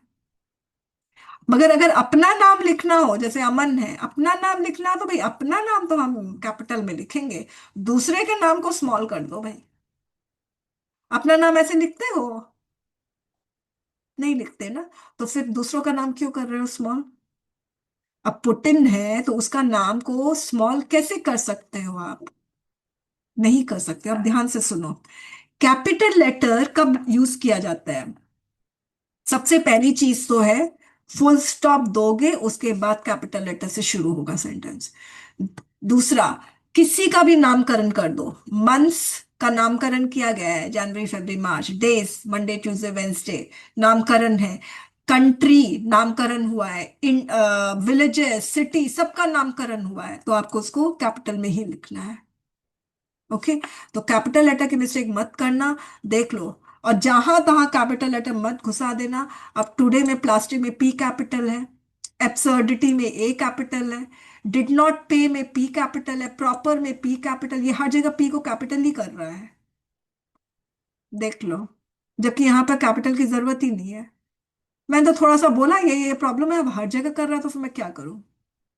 ओके, तो कैपिटल लेटर की प्रॉब्लम देख लो, land burning, B capital. Okay, तो ये कैपिटल लेटर की बहुत बड़ी प्रॉब्लम है। फाइन, तो आप लोग इस चीज को ध्यान रखोगे। अब हम नेक्स्ट में आते हैं। देखिए, आप लोग है ना, एक आप लोगों की आदत होती है ये लिखने की, ईटीसी। इसको हटा ही दो, अपने पूरे डिक्शनरी से हटा दो। पूरे एंटायर आंसर स्क्रिप्ट में ये ईटीसी हटा दोगे, पहली चीज। ओके, दूसरी चीज, कोटेशन। कोटेशन से आप लोगों को बहुत ऑब्सेशन, हर यूपीएससी कैंडिडेट को कोटेशन से बड़ा ऑब्सेशन है। कोई कोई स्टूडेंट मुझे फोन करके बोलता, मैम हमें ना कोटेशन का ना, आपके पास कोई कलेक्शन है क्या, कोई बुक बनाए हुए हैं क्या कोटेशन का ना? नहीं है। मैंने बहुत सारे ऐसेज लिखे हुए हैं। ओके, बुक में तो आप लोगों को 250 मिल रहा है, मगर वो 400 500 ऐसेज लिखे हैं। तो वो 400 500 ऐसे में आप बिलीव करोगे, मुश्किल से 20 ऐसे क्वेश्चन के आंसर्स में कोटेशन है, मुश्किल से, वो भी बता रही हो सकता 20 भी ना हो, 10 हो। कोटेशन मैटर नहीं करता है स्टूडेंट्स। ओके, तो इस ऑब्सेशन से भूल जाओ। दूसरी चीज, जहां तहां कोटेशन यूज नहीं करोगे। हम ऐसे में बहुत डिटेल में बात करेंगे। जहां तहां कोटेशन, शुरुआत में भी कोटेशन, मिडिल में भी कोटेशन, नेक्स्ट पैराग्राफ में भी कोटेशन, कंक्लूजन में भी कोटेशन, इतना ऑब्सेशन। और ऐसा लगता है यार कोटेशन से ना एग्जामिनर इंप्रेस हो जाएगा, वो इंप्रेस नहीं होता, स्टूडेंट्स इरिटेट हो रहा है वो। मत कोटेशन इतना यूज करो। ओके, कोटेशन का यूज करने का एक तरीका होता है, वो शुरुआत में ही यूज होता है। बीच में ना आप इतना सीरियस बात कर रहे हो, बीच में आप क्वेश्चन को जस्टिफाई करने की कोशिश कर रहे हो और अपना शायरी शुरू कर दी। हाँ, सच्ची कह रही हूँ, वो शायरी ही होती है मेरे लिए तो। ओके। और रेपिटेशन से बचना, तो रेपिटेशन के बारे में हम आप लोग को बाद में बताएंगे कि क्या होता है रेपिटेशन। ठीक है। और अब एक लास्ट चीज, देखो, इस चीज में स्टूडेंट्स गड़बड़ करते हैं। ग्रामर का है रूल, उसके बाद मैं आप लोगों की हैंडराइटिंग दूंगी। देखो स्टूडेंट्स, अगर इट के बाद अपोस्ट्रोफी एस ऐसे लग जाता है ना, इसका मतलब है इट इज, इट वॉज और इट हैज है। ओके, याद रखना। और अगर इट्स हो जाता है तो इसका मतलब उसका, उसकी, उसके, ये सारा इसका मतलब होता है। ओके, उसको, है ना, ये मतलब होता है। जैसे अगर मैं लिखती हूँ इट्स नोज, तो इसका मतलब उसकी नाक। इट्स लेग्स, तो उसका पैर, टेबल का पैर किसी का भी, है ना। अंडरस्टूड। तो इसको ना आप लोग ऐसे इंटरचेंजेबली यूज नहीं करना, बहुत ध्यान से यूज करना। इसका क्या मतलब है, इसका ये हो गया वर्ब, ये वर्ब नहीं है। ओके, ठीक है। अब मैं आ रही हूं, तो ये आप लोगों को सबको समझ में आ गया है। अगर कोई क्वेश्चन है तो मुझसे पूछो। कोई क्वेरी है तो चैट में बताओ, या अनम्यूट करके भी पूछ सकते हो। कोई क्वेरी? कोई क्वेरी नहीं है, ठीक है। चलिए, अब मैं आप लोगों की राइटिंग में ओपन कर रही हूँ, और देखते हैं। सबसे पहली चीज है, आप लोगों को स्क्रीन दिख रहा है? अजय है? यस। ओके, ठीक है। अजय की स्क्रीन दिख रही है ना?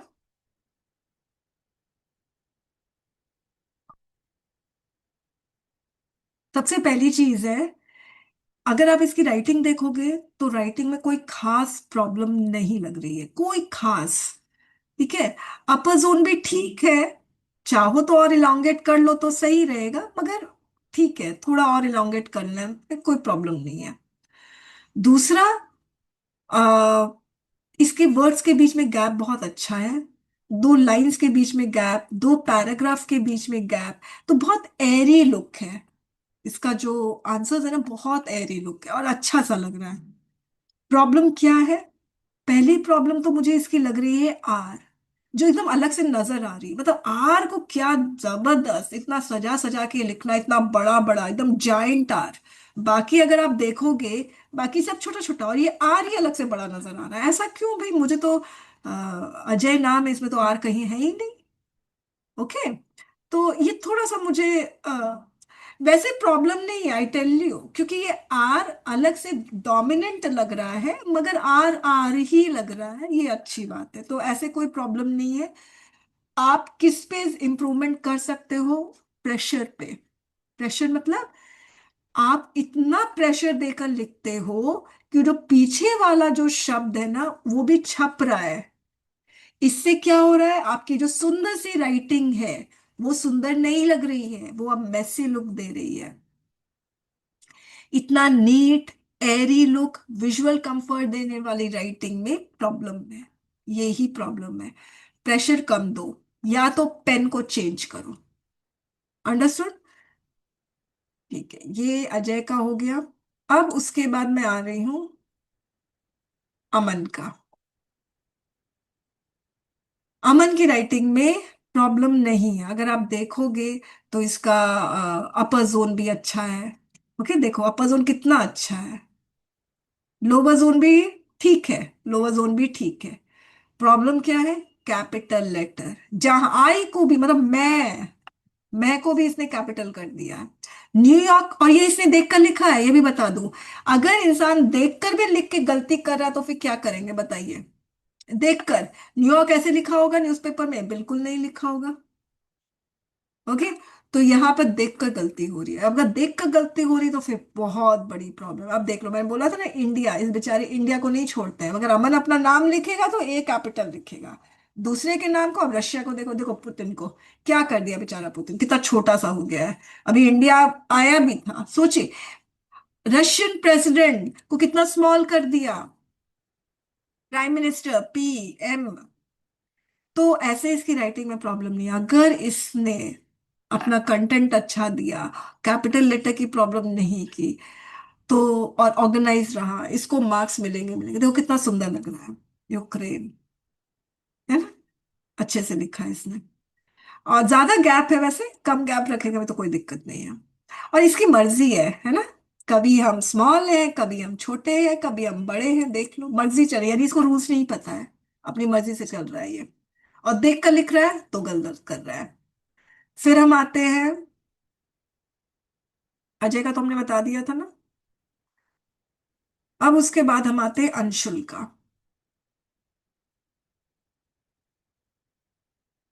अंशुल के जो प्रॉब्लम है वो भारी प्रॉब्लम है।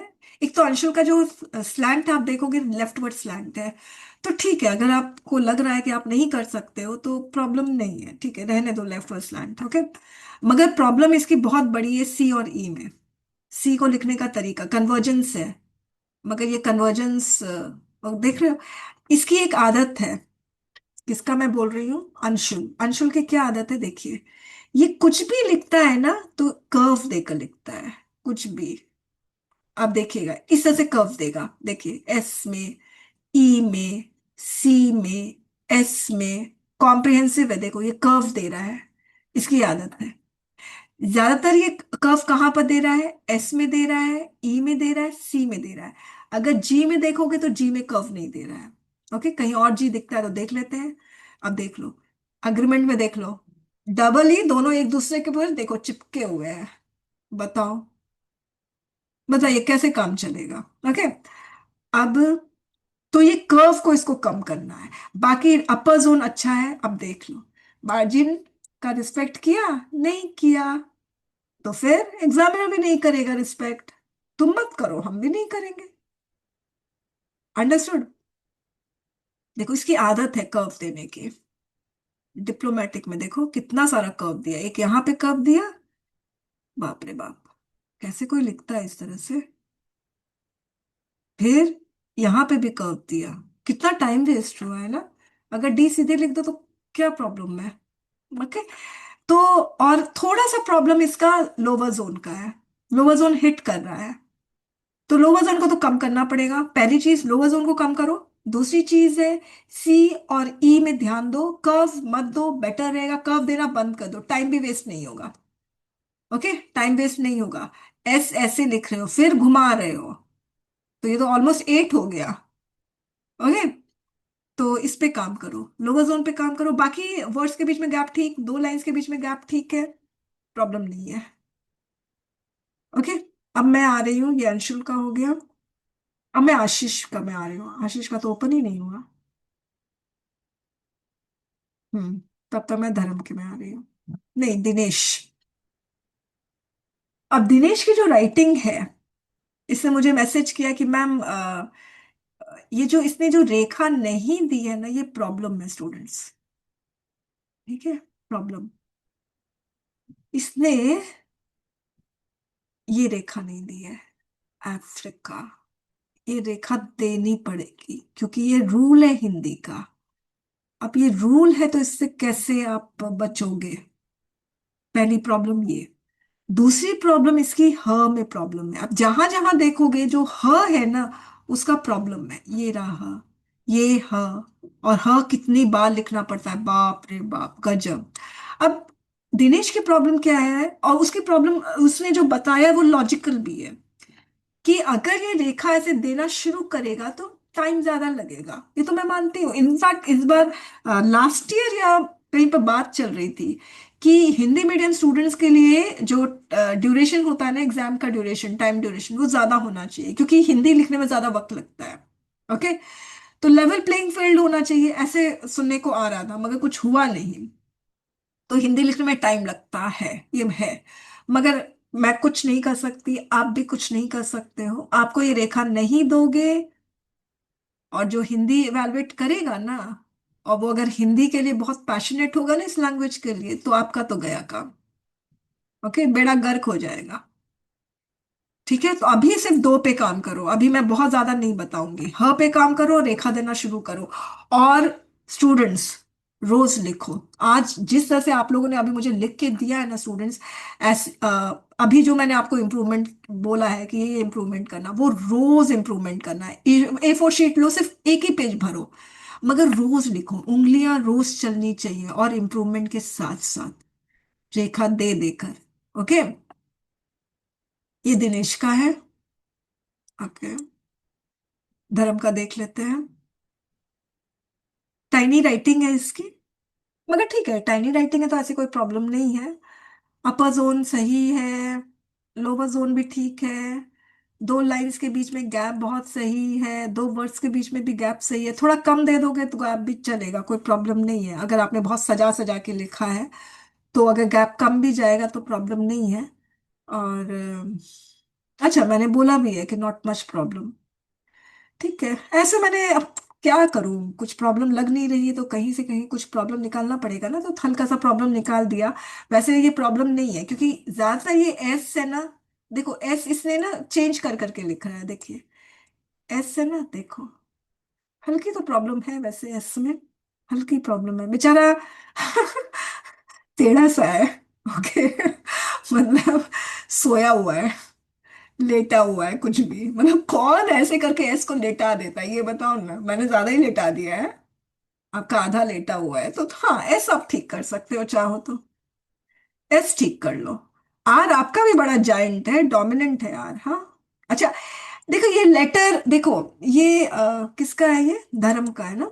धर्म है ना, फ्लेक्सिबल है इन द सेंस कि एस कभी ऐसे लिख रहा है, कभी कभी ऐसे लिख रहा है।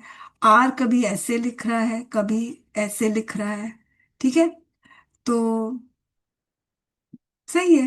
होना चाहिए, हर तरीके से लिखना आना चाहिए। थोड़ा सा ऐसे कर दो, इसमें लूप दे दो, ये जो लूप है ना, ये लूप दे दोगे तो ऐसे देखिए, इसको खास प्रॉब्लम नहीं लग रही है। ओके। अब जब आप एकदम रनिंग में लिखोगे तब पता चलेगा। ओके। अब मैं आशीष के में आ रही हूँ।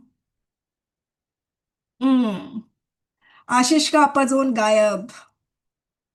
आशीष का अपर जोन गायब। अपर जोन लेकर आना पड़ेगा आशीष, बहुत इंपॉर्टेंट। अच्छा, ये नॉन है। ठीक है।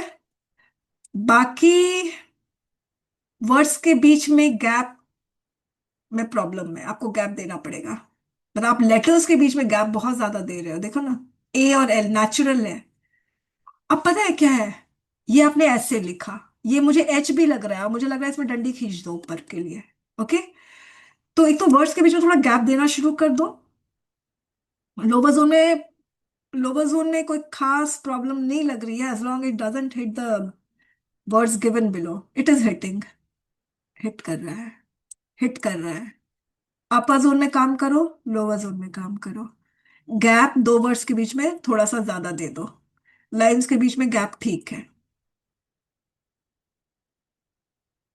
ओके, पॉइंटेड देते। Ma'am I am audible. हाँ मैम हाँ, आई एम ऑडिबल। ऑडिबल हो, ऑडिबल हो। मैम, मैम आपने ना शायद मेरे को एक फीडबैक भी दिया था कि आप ना कैपिटल्स यूज नहीं करते हैं। कैपिटल यूज नहीं करते हो, कब दिया था मैंने ये हाँ। फीडबैक? अभी अभी अभी इसी पे, इसी एडिटोरियल्स जो डिक्टेशंस थी उस पे दिया था कि कैपिटल्स भी यूज करे करो। कैपिटल क्योंकि लेटर। हाँ, यस, राइट में right capital right right. Letter. देखो ये क्योंकि रहा। Cap yes, hmm. क्योंकि ये प्रॉब्लम मेरे स्कूल से ही है कि कैपिटल्स ना हमेशा मेरे मिस हो ही जाते हैं। मैं आपको बताऊं क्यों प्रॉब्लम है। ये प्रॉब्लम स्कूल की, आपकी प्रॉब्लम नहीं है, ये स्कूल के टीचर्स की प्रॉब्लम है। शुरुआत से अगर बच्चों का कैपिटल लेटर, फुल स्टॉप की मिस्टेक मेरे को, मतलब होता है ना, करेक्ट कर दिया जाए उसी समय, तो बच्चा अवेयर हो जाता है और फिर बच्चा वो गलती नहीं करता है। प्रॉब्लम मैं प्राइवेट स्कूल की मैं बताती हूँ। जब मैं पढ़ाई कर रही थी तो बीच में मैंने इस स्कूल में काम किया था, क्योंकि मुझे शुरू से ही टीचर बनना था, तो मैंने सोचा कि चलो थोड़ा सा एक्सपीरियंस ले लो।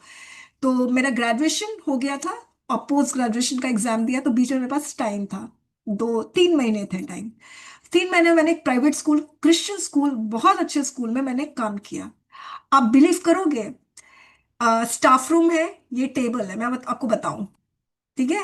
यहाँ पे इंग्लिश की टीचर बैठी है, मैथ्स की टीचर बैठी हुई है, जो भी है।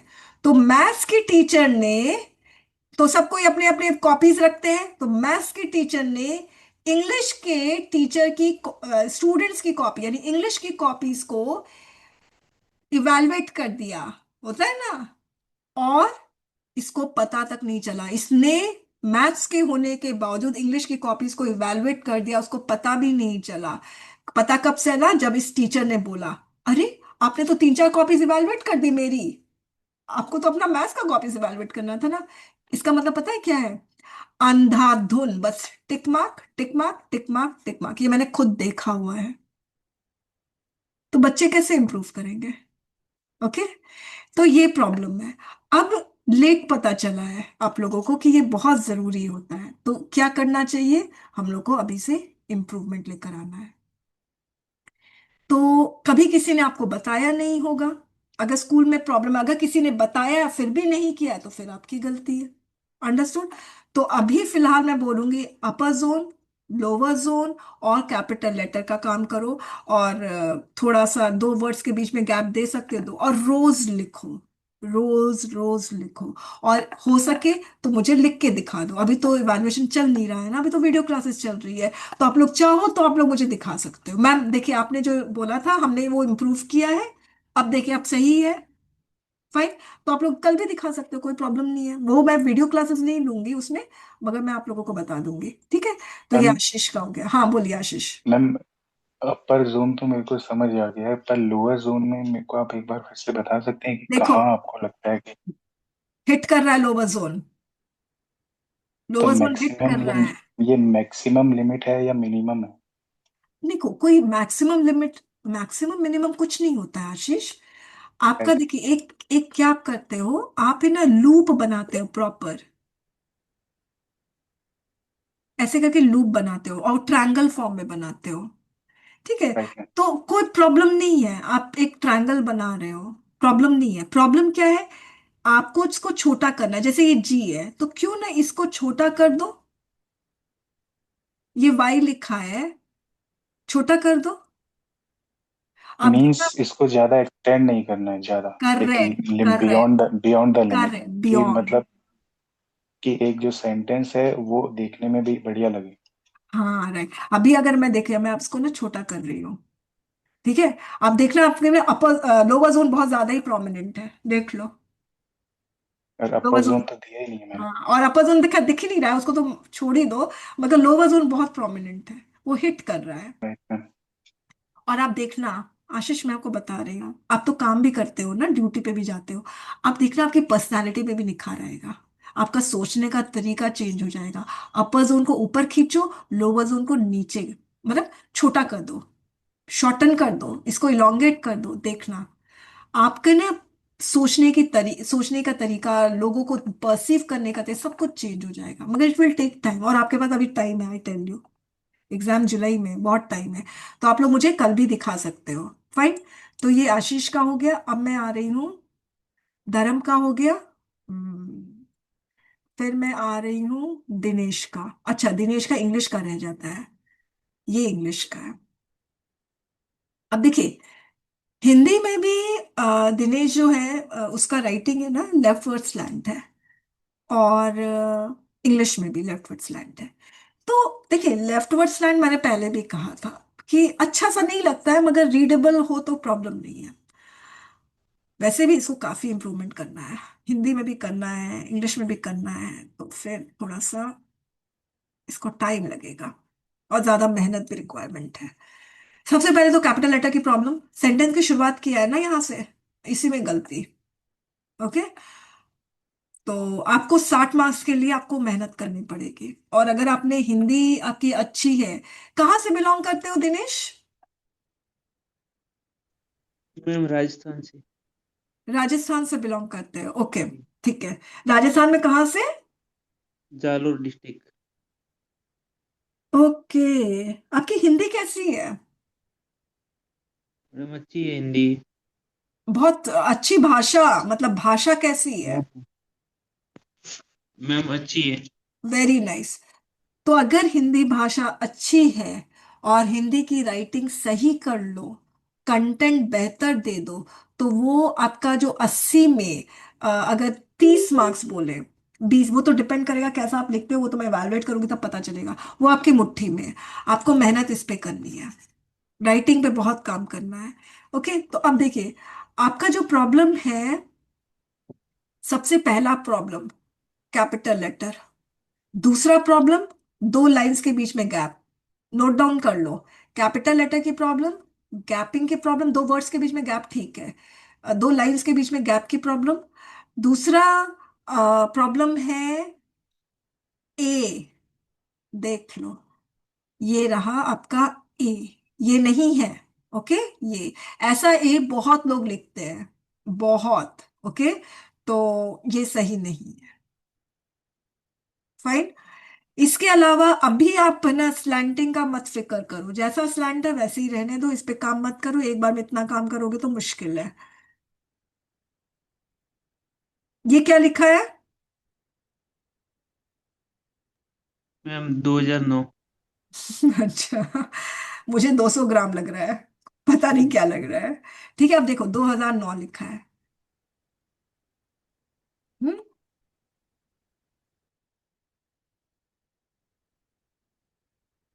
खुला, आप समझे? मुंह खुला हुआ है, तो मुंह खुला नहीं रखना है। मुंह को बंद करो जी, मुंह को बंद करो। ओके। वैसे ज्यादा मुंह नहीं खुला हुआ है, हल्का हल्का है, तो कोई प्रॉब्लम नहीं है। ज्यादा नहीं है। एक बार है ना, 1 2 3 4 लिख के दिखाना। ठीक है, 1 2 3 4 लिखना। तो जैसे 1 है, 2 है, 3 है, 4 5 6। 6 में मुंह खुला है, बंद करोगे। 7 8 में मुंह खुला है, बंद करना। 9 में मैं तो बंद ही रहता है हमेशा। हाँ, मुंह खुला है, बंद करना। और 10 में मुंह खुला है, बंद करना, डिजिट में। ओके। पैसों की धोखाधड़ी नहीं होगी आपके साथ। अंडरस्टूड? ये सारा पैसा ही तो है। ओके, मुंह बंद रखो। फाइन। धोखाधड़ी से बचे रहोगे। इसका मतलब आप केयरलेस हो ना पैसों के लिए। अगर मुंह खुला है, इसका डिजिट के लिए केयरलेस हो, तो फिर चलेगा नहीं ना आगे, पर्सनल लाइफ में भी नहीं चलेगा, प्रोफेशनल लाइफ में भी नहीं चलेगा। ठीक है, कैपिटल लेटर की भारी भारी प्रॉब्लम है, भारी भारी प्रॉब्लम है, भारी प्रॉब्लम है। हिंदी मीडियम के हो ना, इसीलिए प्रॉब्लम है। देखो, कहीं ए सही लिख रहे हो, कहीं ए गड़बड़ लिख रहे हो, अपनी मर्जी से चल रहे हो। ठीक है। और कुछ प्रॉब्लम है? बताओ। मुझे नहीं वापस मैम। से लिख के दिखाओ। हिंदी का भी और इंग्लिश का टाइम लगेगा, मैं आपको बता रही हूँ। आपको टाइम लगने वाला है दिनेश, इम्प्रूवमेंट में। लेफ्ट वर्ड आप बोल रहे हो ना, उसका कैसे मतलब इसको ठीक लेफ्ट का करें? मत करो अभी, मत करो। अच्छा। है ना? छोड़ दो। देखो, मुंह खुला है, मुंह को बंद करो। ठीक है, जहां जहां मुंह खुला है ना, प्रॉब्लम है। तो ना वो समझ नहीं आएगा, कहीं कहीं तो मुंह बंद है। ओके। ठीक है। ठीक है मैम। हाँ, तो अभी आप लोग को क्या करना है, एक बार फिर से लिख के दिखाओ, जो जो मैंने फीडबैक दिया है ना, उस फीडबैक को लेकर, और जो मिस्टेक है उसको न्यूट्रलाइज करके वापस से लिखो, मगर देख कर लिखना है। ओके। हाँ फाइन। मैम। ठीक है अच्छा, मैम। इसके अलावा? ठीक है। तो अब हम लोग मिलते हैं, देखते हैं कल शेड्यूल में कौन सी क्लास है। Okay. Thank you very much students. Ma'am हाँ, बोलिए। मैम मैं कह रहा हूँ कि आपने बोला है कि फुल स्टॉप के बाद जो भी हम वर्ड लिखेंगे वो कैपिटल में होएगा। करेक्ट। ये राइट मैम। मैम ये सेम रूल कॉमा में भी अप्लाई होएगा, सिर्फ ना, हमारे स्टॉप में ही है? कॉमा में नहीं अप्लाई होता है। सिर्फ हम फुल स्टॉप पे लिखेंगे? बिल्कुल। और एक और चीज, जैसे पोस्ट है ना, इस एक तो हमने फुल स्टॉप की बात किया था, दूसरा हमने बात किया था कि नामकरण जिसका भी हो जाए। ओके। अब राइट जैसे मैम। ट्री है, तो ट्री का नामकरण नहीं किया ना। अब बोलोगे मैम मैंगो राइट। ट्री, तो मैंगो ट्री का भी नामकरण नहीं हुआ है। ठीक है। जिसका भी नामकरण कर दोगे उसका आपको कैपिटल लेटर लिखना होगा। फाइन। इसके अलावा पोस्ट जैसे होता है, प्राइम मिनिस्टर, पी कैपिटल होगा। प्रेसिडेंट, प्री कैपिटल होगा। ओके। ये सब बना पूरे इंडिया में एक ही तो है, उसको भी स्मॉल कर दोगे क्या? है ना? तो ये देखना, और वैसे वैसे आगे आगे हम बढ़ते जाएंगे, और आप लोगों का मतलब जो भी गलतियां आप करोगे वो आप लोगों को पता चलता जाएगा। ओके। शुरुआत में ही पता चल जाएगा, जैसे ही आरसी करोगे ना, ये जो कैपिटल लेटर की मिस्टेक है, फुल स्टॉप की मिस्टेक है, वो मुझे आरसी में ही पता चल जाएगा। तो वो आरसी, क्यों हम आरसी और प्रेसी पहले देते हैं? क्योंकि उसमें लिख देख देख कर लिखना होता है ना, हल्का सा मॉडिफिकेशन के साथ। तो कैपिटल लेटर के फुल स्टॉप की मिस्टेक वहीं पे ठीक हो जाएगी, फिर बड़ा तो चेंज मैं आएगा। हम्म। ओके। ठीक है फिर, थैंक यू वेरी मच।